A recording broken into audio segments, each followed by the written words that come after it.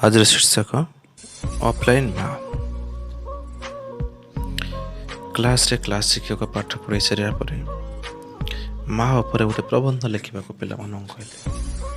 ସମସ୍ତେ ନିଜ ନିଜ କପି ବାହାର କରି ଲେଖିବାରେ ବ୍ୟସ୍ତ ରହିଲେ। ଶିକ୍ଷକ ସମସ୍ତଙ୍କର ଖାତା ଗୋଟି ଗୋଟି କରି ଚେକ୍ କଲେ। ସେଥିରୁ ଗୋଟେ ପିଲା ଲେଖିଥିଲା ଅଫଲାଇନ୍ ମା, ମୋତେ ତୋର ସ୍ନେହ ଟିକେ ଦରକାର। ତୋର ସେ ଡାଲିର ଛୁଙ୍କ, ତୋର ସେ ଆଳୁ ଚକଟା, ସେତିକିରେ ମୁଁ ଖୁସି। ମା, ମୋତେ ତୋର ସ୍ନେହ ଟିକେ ଦରକାର। ଏ ଅନଲାଇନରେ ମିଳୁଥିବା ପିଜ୍ଜା ବର୍ଗର ଖାଇବା ପାଇଁ ଲୋଭ ନାହିଁ ମୋର। ତୋ ହାତ ତିଆରି ଖାଦ୍ୟ ମୋତେ ଦରକାର। ସେ ଯେମିତି ବି ହଉ, ଯାହା ବି ହଉ, ମୋତେ ମା ଦରକାର। କେବଳ ଅଫଲାଇନ୍ ହିଁ ଦରକାର।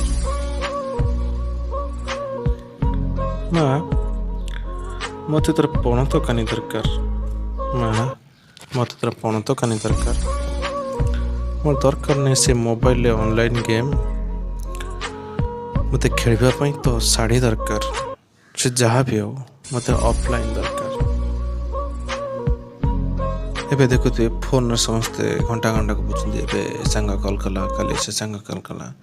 ଏମିତି ଖାଲି ଆମେ ଫୋନରେ ଏତେ ଟାଇମ୍ ଦେଇ ଦେଉଛନ୍ତି ଯେ ପାଖରେ ଥିବା ଲୋକଙ୍କର କଦର କରୁନାହାନ୍ତି।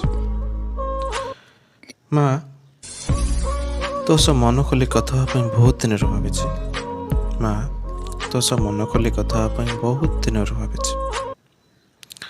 ମା, ତୁ ସେ ଫୋନ୍ ଛାଡ଼ି ମୋତେ ଟିକେ ଦେଖ, ମୋ ସହ ଟିକେ କଥା ହ। ସେ ଫୋନ୍ ବାହାରେ ବି ଗୋଟେ ଦୁନିଆ ଅଛି। ସେ ଅନଲାଇନ୍ ହେଇସିନା ତୁ ଅନଲାଇନ୍ ହେଇଗଲୁ। ହେଲେ ମୁଁ ଚାହୁଁନି ଅନଲାଇନ୍ ମା। ସେ ଯାହା ବି ହଉ, ମୋତେ ମା ଦରକାର। କେବଳ ଅଫଲାଇନ୍ ଦରକାର। ଆଜିକାଲି ପିଲାମାନଙ୍କୁ ଶୋଇଲା ବେଳେ ମୋବାଇଲ ଦେଇ ଦେଉଛନ୍ତି ଯେ ମୋବାଇଲ ଦେଖିକି ଶୋଇପଡ଼। ମା, ତୋର ସେ ପଣତ କାନିରେ ମୁଣ୍ଡ ଗଞ୍ଜି ଶୋଇବା ପାଇଁ ବହୁତ ଦିନରୁ ଭାବିଛି। ମା, ତୋର ସେ ପଣତ କାନିରେ ମୁଣ୍ଡ ଗଞ୍ଜି ଶୋଇବା ପାଇଁ ବହୁତ ଦିନରୁ ଭାବିଛି। ତୋର ସେ ନାନା ବାୟା ଗୀତ, ତୋର ସେ ପୁଷି ମାଉସୀର ଗପ, ତୋର ସେ ବାୟା ବୁଢ଼ାର ଡର ବହୁତ ଦିନରୁ ଖୋଜୁଛି। ସବୁ କିଛି ପାଇଛି, ହେଲେ ଅନଲାଇନରେ। ସେ ଯାହା ବି ହଉ ମା, ମୋତେ ଦରକାର ନାହିଁ ଆଉ ଅନଲାଇନ୍। ମୋତେ ମା ଦରକାର। କେବଳ ଅଫଲାଇନ୍ ଦରକାର। ଶୋଇବାକୁ ଯିବା ସମୟରେ ଦେଖିଥିବେ ବାପ ସେପଟେ ଗୋଟେ ମୋବାଇଲ ଧରିକି ବସିଛି, ଏପଟେ ମା ଗୋଟେ ମୋବାଇଲ ଧରିକି ବସିଛି। ପିଲା ଖାଲି ଏପଟେ ଅନଉଛି, ସେପଟେ ଅନଉଛି, ଏମିତି ଚାଲିଥିବ ପିଲାର। ସେମିତି ହେଇ ସେ ପିଲା ହିଁ ଶୋଇଯାଏ। ମା, ମୋ ମୁଣ୍ଡରେ ଟିକେ ହାତ ରଖି ଶୁଆଇ ଦେ। ତୁ ମୋତେ ମୋବାଇଲ ଦେଉଛୁ ସତ, ହେଲେ ଭାବିଛୁ ମୋ ମନର କଥା। କେମିତି ଶୋଉଥିବ ମୋ କମଳମତି ମନ। ଏସବୁ ଅନଲାଇନ୍ ଶୁଣି ପାଗଳ ହୋଇଗଲାଣି ମୋ ମନ। ମୋ ମନର କଥା ଟିକେ ବୁଝ।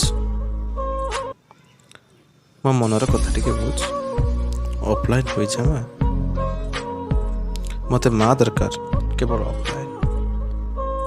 ମୋତେ ମା ଦରକାର, କେବଳ ଅଫଲାଇନ୍। ଶିକ୍ଷକ ଏତିକି ପଢ଼ି ସାରିବା ପରେ କ୍ଲାସରେ ପୁରା ନିସ୍ତବ୍ଧ ହୋଇଯାଇଥିଲା।